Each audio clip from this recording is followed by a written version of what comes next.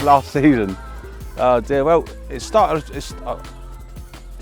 obviously being a single man for quite a few years, I met up with a beautiful young lady who actually I went out with 30 years ago, believe it or not. Yeah, and I let her go and I shouldn't have done, she was a proper good one.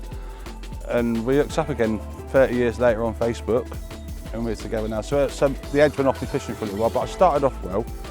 I had a couple of nice fish out of Rockford to 47 earlier on in the summer.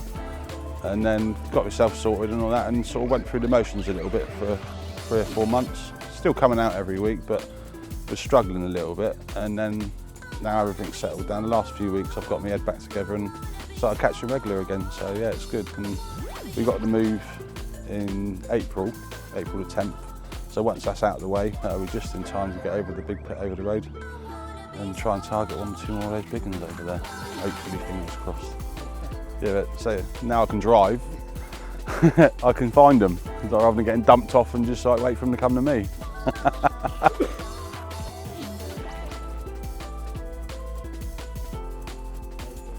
Oh, well, the levers up there, the 53-pound lever from Rockford, that was a special capture for me. I sort of like half had in mind what I was doing. Obviously couldn't predict what was going to come along, but I started earlier in the spring baiting up the pellet and whatnot, going through the bream and then eventually picking that fish up in a sort of area where they were known to come out early spring. So and got lucky with that one picking it up. It was any bite I tried 2 bites and then got on my toes and that area went quiet and yeah, that was special. That's my PB.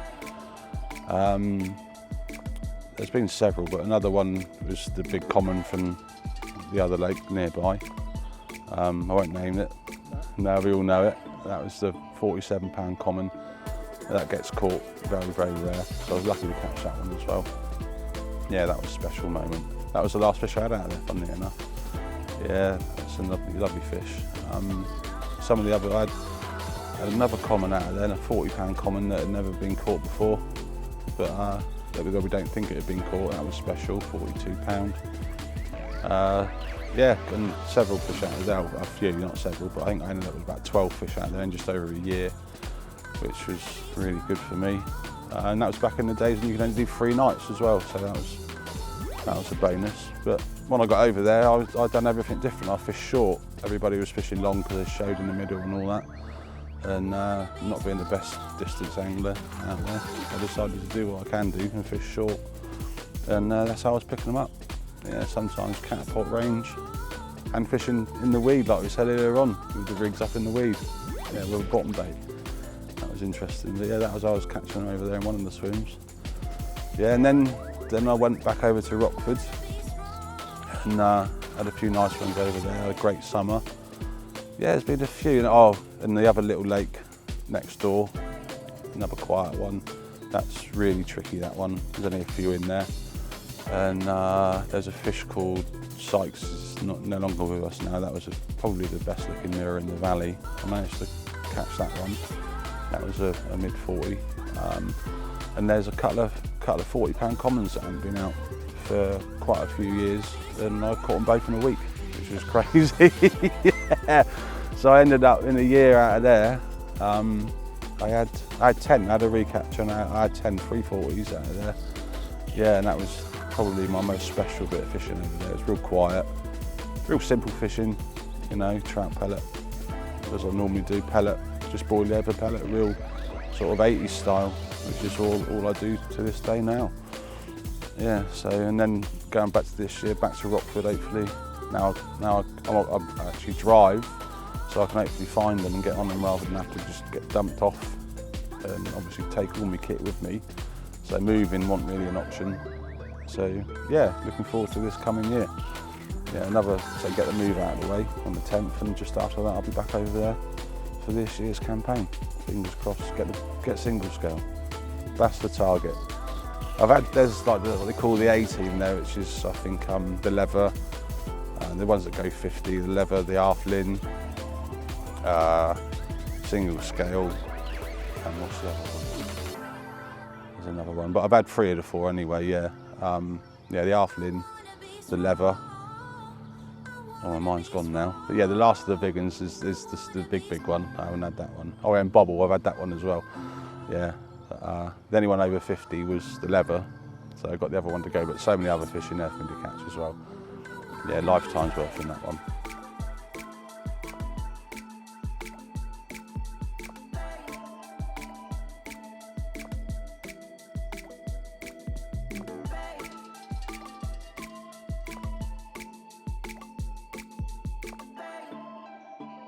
It's just quality. It's quality through and through. I mean, I've had some great fish on it. I've not been on it for very long, but I've had some great fish. I had the 47-pound recapture from Rockford in the summer, fish called the Sergeant or the General. It's one of the two. Some call it the Sergeant, some call it the General, but it's one of the real tricky ones to catch. And I caught it twice, and the second time I had it was on the red spicy fish. Yeah, so that's picking up fish like that. And I've done all the fish I've had out of here over the last sort of 2 or 3 winters have all been on the nutcracker pop-up, even before I was on with urban. But this year and last year was all on the urban pellet and the oils and stuff. Yeah, really good high quality bait. Yeah. You wanna ride on my wave just because it's fun. You wanna be in my space, too close to the sun, don't seem to care. This is obviously Ringwood District Angling Club. This is my winter venue, Northfield. A lot of fish, probably 500 fish in here. Good head of 20s and 30s, and there's a 40 in there as well. So yeah, it's really good fishing in the winter. A little bit hectic in the summer because of the catfish and whatnot, but yeah, great winter venue. I've been coming over now. I mean, I've been fishing it for 35 years or more, on and off, but the last 3 winters I've been coming over and it's really good fun. Just over the pellet and crush boiling and whatnot. Yeah, and yeah, it's really good. Nice people over here. You know, the bailiffs and all that are good, and of course you've got other lakes on the complex as well. Slightly different fishing, a bit trickier and whatnot, but you've got one behind us, it's like a runs water. Then yeah, so you've got pretty much everything you want on there. Yeah, so it's a great club. They've got other waters with big uns in, all different sort of difficulties and levels. So they've got plenty of water that you need to account for all sorts of carp fish and all of the varieties and styles really. Yeah, great club to be in Ringwood District. And yeah, we've got John Sudworth, the lakes manager. He's a carp angler. He makes sure it all runs smoothly. Yeah, it's a great club. Love being in it. We've got some massive fish, 50-pounders and 40-pounders in most of the lakes, certainly 40s. So yeah, it's great. Love it over here. Much of a wait list to join this kind of? No, it's just join. With the Rockford ticket, it's 360 quid, I think, for your nights. But if you don't want Rockford, I think it works out all in about 250 quid. You can just join in the tackle shop or online. Yeah, great value for money. It works out less than £1 a day, I think, if you join Rockford as well. The land of the giants. You've got Ringwood Tackle as well on your head. Yeah. Oh, Rich and Ringwood Tackle, they're good boys in there. They look after all the locals, yeah. Wouldn't go anywhere else, yeah, good bunch of lads. Yeah, they like the banter and all that. Yeah, good as gold they are in there. Yeah, definitely. Yeah, if you don't mind a bit of therapy, they're good as gold. Yeah, but there's no, yeah. Oh mate, they know no limits in there. You got to have a thick skin when you go in there, yeah, proper. Right on ya. A noddy alarm. Oh mate, just don't bite. The worst thing you can do is bite because they got you and they just batter you. They're on you. Yeah, they're merciless. They're horrible. Yeah, it's a quality shop. It's been there for a long time now. Yeah, Rich that owns it, he's real nice, been a friend of mine for a long time.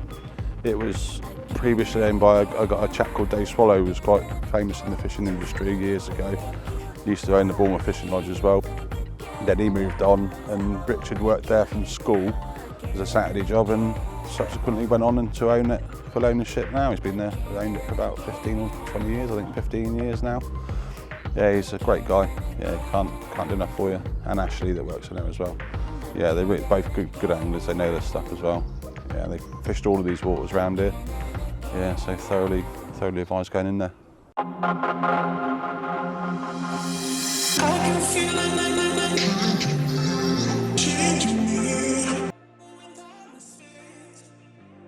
And this is the rig that I use. Most 90% of the fishing is done with this rig.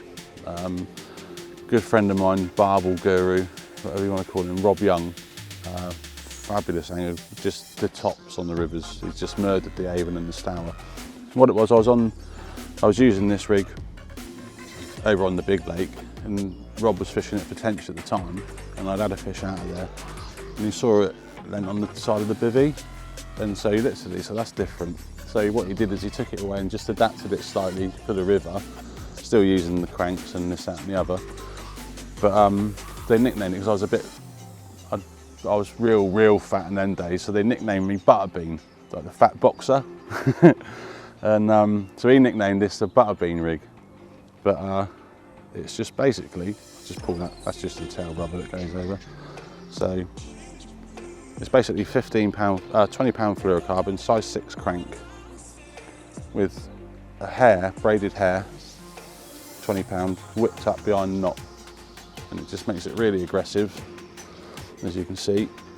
And then this bit here, I introduced this later on, and this bit here, this little bit of 20 pound braid, that's a Albright knot there, and you usually have it about the length of the lead for the drop-off system. So what happens is that goes around the lead, and it keeps the fluorocarbon straight all the time. So when it lands, even if the lead plugs on the lead system, it gives you that much, and it always falls, like keeps it like that all the time. And it's just, and then you don't, none of that malarkey with the fluorocarbon, and it just, even when it goes like that, they still see it when it sticks up off the bottom. It just keeps it, and all the time like that. And all the 3 or 4 rigs that I do use are all based on that, as I'll show you now. But yeah, that's all it is. It's basically a knotless knot with the 20 pound braid, very short hook link, hair. So it just acts as a pivot point really, with the bottom bait. Gravity just keeps pulling it down into the bottom of their mouth.